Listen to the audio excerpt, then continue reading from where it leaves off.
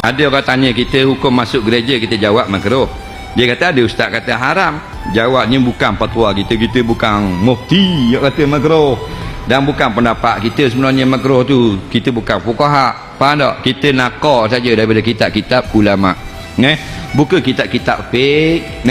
Mereka ini mengatakan masuk ke dalam gereja makruh hukumnya. Jika ada sebab yang diharuskan pada syarak, harus. Bukan saja masuk saja, sembahyang di dalam gereja pun makruh, tidak haram lagi. Bila haram? Jika memberi fitnah. Kita tak ada tempat nak sembahyang, lepas tu sembahyang dalam gereja, makruh saja. Faham? Jadi itulah pendapat yang diutarakan oleh ulama-ulama besar-besar. Masuk dalam ketik, masuk dalam tokong, masuk dalam apa pun, nak ambil gambar ke apa, makruh. Cuma ulama buat adab-adab masuk ke dalam gereja, masuk dalam tempat berhala. Hendaklah kita beriktikad ini semua adalah batil. Ketika Nabi subuh-subuh ke Hajar Aswad, ya, ke Ka'bah, itu datang salah satunya mengatakan, Muhammad, gini, gak usah nyembah deh yang kayak tadi malam, hormati aja, minimal kita saling penghormatan lah, kamu pegang aja lah ini. Kan dulu di sekitaran Ka'bah masih ada tuh ya patung-patung itu, kamu pegang aja, nggak usah disembah, nggak usah, cuman pegang aja begini untuk menghormati kita. Itu hampir-hampir terjadi pergolakan dalam jiwa Nabi. Ya, Nabi sampai mengatakan, ini kan saya cuman megang aja, kan? Dalam jiwanya itu cuman megang aja, tidak akan berpengaruh apa-apa. Dengan seperti itu justru nanti saya akan lebih lapang ibadahnya. Tiba-tiba ketika lintasan itu ada dalam pikiran, kemudian sebelum itu terjadi, dan ini sifat maksum. Maksum itu dijaga dari berbuat salah. Turunlah wahyu di Quran surah 17 ayat 73 sampai 75 itu. Wa in kadu la yaftinunnaka 'anil ladzi auhayna ilaika ghairah. Hampir-hampir ya ada orang yang bisa mempelesetkan engkau untuk berpaling dari tuntunan wahyu kami. Itu hampir-hampir, sampai kemudian turun ayat itu, sampai mengatakan jangan sampai tersentuh, kalau itu kejadian akan ditimpakan dhi'fal hayati wa dhi'fal mamat, siksa berdua kali lipat. Dinyentuh aja nggak boleh, apalagi bersih-bersih.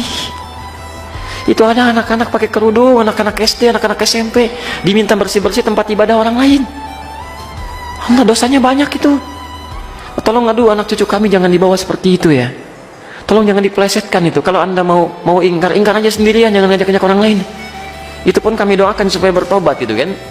Jadi tolong jangan mengajak kemaksiatan. Kalau nggak paham agama, berkonsultasi. Jangan mengajak orang lain melakukan kesalahan yang fatal.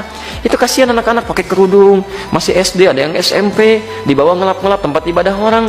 Nabi aja megang, nggak boleh, anda bersih-bersihin. Itu fatal itu. Dan kalau sekampung sudah dibegitukan, itu bahaya itu. Bahaya itu ya. Harus diingatkan ya, ulama-ulama setempat mesti mengingatkan itu, mesti mengingatkan dan sebagainya ya. Jadi jangan sampai kebaikan-kebaikan dunia mengalahkan nilai-nilai akhirat. Itu fitnah paling besar itu, ujian terberat itu. Ujian terberat itu datang dari orang baik yang menyimpang, itu paling berat.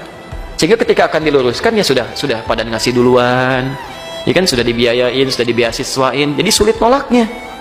Itu yang berbahaya itu. Jadi kalau yang kecil aja belum kuat, apalagi yang besar-besar. Yang kecil-kecil tuh baru handphone ya, handphone, ini uang, itu baru yang kecil-kecil. Udah 10.000 orang, apalagi dajjal beneran yang turun. Jadi kalau yang kecil aja anda belum bisa menjaga kekuatan iman, apalagi padang dahsyatnya itu. Hukum tengok patung berhala atau melawat kuih dan sebagainya, boleh kodok. Tengok patung berhala, kita bukan nak sembuh dia. Semata-mata tengok, katanya ulama makruh sahaja. Sebab tu kita jangan pergi tempat-tempat orang buat maksiat.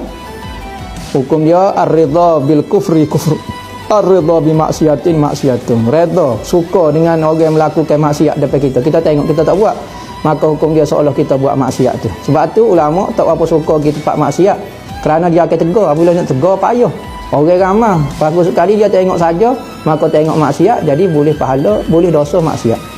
Begitu juga kita tengok orang kufur, orang duk semua tokong ke apa, kita patut tegur, kita tak boleh nak tegur. Maka jangan pergi tempat lagu tu. Ketika Fathu Makkah Nabi masuk, tetapi ketika Nabi umrah, Nabi tidak masuk pergi ke dalam Kaabah. Disebabkan apa sebab Nabi tak masuk ke dalam Kaabah? Disebabkan oleh kerana di dalam Kaabah ada berhala-berhala, maka Nabi tak mau masuk. Oleh sebab itu menjadi pembahasan ulama apa hukum masuk ke tempat-tempat ibadah orang lain. mereka yang berdasarkan dengan illah kenapa Nabi tak masuk dalam Kaabah, katanya disebabkan ada berhala, kayaknya ada Tuhan yang disembah selain daripada Allah Subhanahu Wa Taala, diyakini sebagai Tuhan, maka ini tempat yang tak elok. Maka dalam hal ini tidaklah elok juga untuk kita berada di tempat yang disembah di dalamnya selain daripada Allah Subhanahu Wa Taala. Haram hukumnya masuk ke rumah ibadah orang lain. Haram.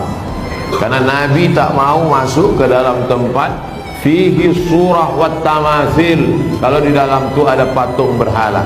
Maka dalam Islam mazhab Syafi'i mengharamkan masuk ke dalam rumah ibadah di dalamnya ada berhala. Oleh sebab itu maka kita jaga anak cucu kita dari perbuatan-perbuatan maksiat, bahwa ada misi-misi sesuatu di balik ini semua. Wallahu a'lam bishawab. Kita akan diminta tanggungjawab di hadapan Allah Subhanahu wa taala. Islam tak perlu diajari bagaimana berinteraksi sosial dengan saudara kita non muslim, karena kita sudah lama bertetangga, apalagi orang Tanjung Pinang. Seandainya orang Tanjung Pinang ini ekstrim, tak akan ada orang Tionghoa di Tanjung Pinang. Kita semuanya bisa menerima, siapapun yang datang semua bertetangga, berkawan, bersahabat. Tapi kalau sudah dalam masalah ibadah, ritual, tak ada tawar menawar. Wala ana abidun ma'abatum wala antum abidun ma'abud lakum dinukum. Ini sekarang banyak yang tak bisa membedakan kebablasan, tak bisa membedakan mana toleransi, mana toleransi. Harus bisa dibedakan.